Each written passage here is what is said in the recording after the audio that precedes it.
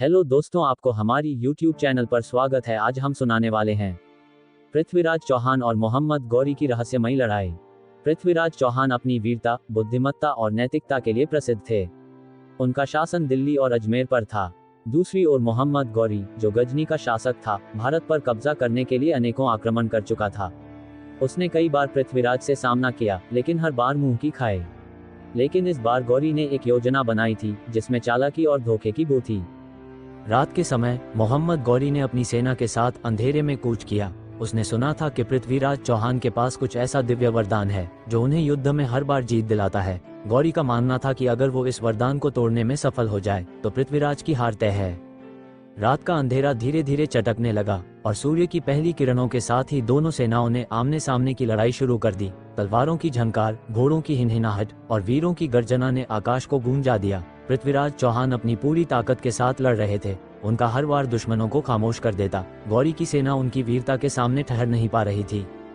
लेकिन इस युद्ध का एक रहस्यमयी मोड़ उस समय आया जब युद्ध के बीच गौरी ने एक अजीब और अंधेरे मंत्र का उच्चारण शुरू किया। उसने अपने सैनिकों से कहा, ये मंत्र मुझे एक अलौकिक शक्ति देगा जो पृथ्वीराज के वरदान को तोड़ सकता है। यह मंत्र एक प्राचीन खजाने का था जिसे उसने एक तांत्रिक से प्राप्त किया था। कहा जाता था कि इस मंत्र के प्रभाव से शत्रु की दृष्टि कमजोर पड़ जाती है। जैसे ही गौरी ने मंत्र पढ़ा, पृथ्वीराज को अपने चारों ओर अजीब अजीब सी परछाइयां दिखने लगी। उन्हें ऐसा महसूस होने लगा कि वे धीरे धीरे अंधे हो रहे हैं।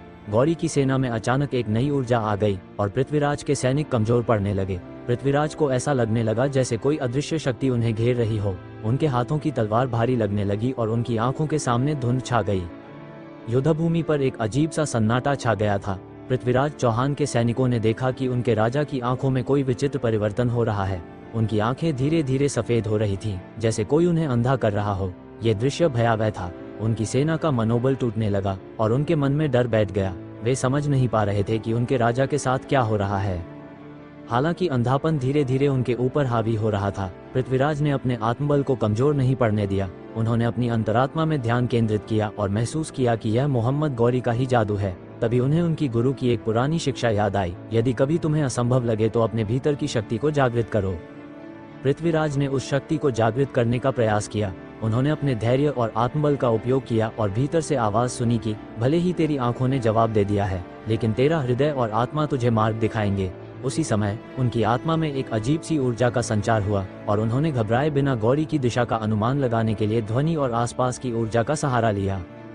जब गौरी ने देखा कि पृथ्वीराज की आंखें अब काम नहीं कर रही हैं, तो वह अपनी जीत की कल्पना करते हुए हंसने लगा। उसने सोचा कि अब पृथ्वीराज को मारना उसके लिए आसान होगा। उसने पृथ्वीराज का मजाक उड़ाते हुए कहा, अब क्या करेगा महान राजा, जब तुझे कुछ दिख ही नहीं रहा। लेकिन पृथ्वीराज शांत थे। उन्होंने अपने मंत्रियों से संकेत देने को कहा और अपने मन को शांति में लाने के बाद एक विशेष तीर की मांग की। उनकी एक विश्वासपात्र व्यक्ति ने, जो उनकी ध्वनि के निर्देशों को समझ सकता था, उन्हें गौरी की दिशा में सही मार्गदर्शन दिया। सभी की सांसें थम गईं।